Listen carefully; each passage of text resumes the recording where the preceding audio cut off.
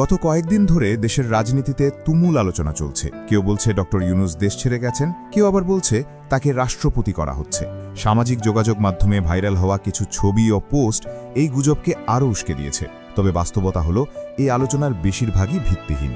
Nobel বিজয়ী মোহাম্মদ ইউনূস বর্তমানে দেশেই রয়েছেন এবং আপাতত তিনি রাষ্ট্রীয় অতিথি ভবন যমুনাতে অবস্থান করছেন। ভাইরাল হওয়া ছবিগুলো ভুয়া বলে নিশ্চিত হওয়া গেছে, তবে তিনি সেখানে স্থায়ীভাবে বসবাস করছেন না।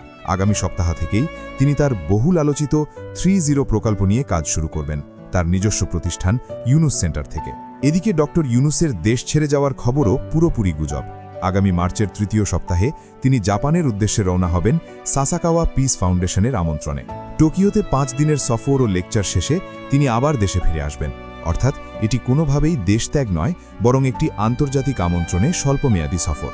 রাষ্ট্রপতি হওয়া নিয়েও নানা জল্পনা কল্পনা শোনা যাচ্ছে।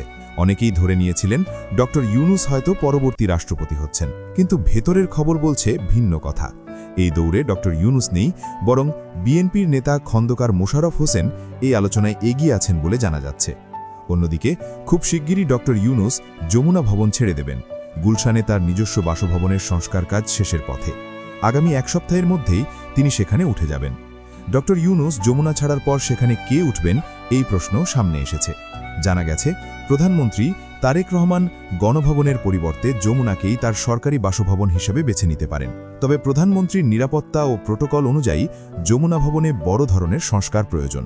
ইন্টেরিয়ার ও নিরাপত্তা ব্যবস্থার আপগ্রেডের কাজ শেষ না হওয়া পর্যন্ত সেখানে ওঠা সম্ভব নয়। সংস্কারে প্রায় 2 মাস সময় লাগতে পারে বলা হলেও লক্ষ্য নেওয়া হয়েছে 1 মাসের মধ্যেই কাজ শেষ করার। সব মিলিয়ে বলা যায় ডক্টর ইউনূস দেশ ছেড়ে যাচ্ছেন বা রাষ্ট্রপতি হচ্ছেন এ ধরনের খবর আপাতত গুজব ছাড়া কিছুই নয়।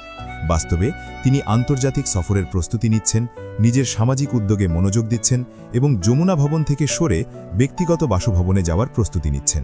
দেশের রাজনৈতিক পালাবদলের এই সময়ে যমুনা ভবনকে কেন্দ্র করে নতুন সমীকরণ তৈরি হচ্ছে, আর এই পরিবর্তনের দিকেই এখন সবার নজর।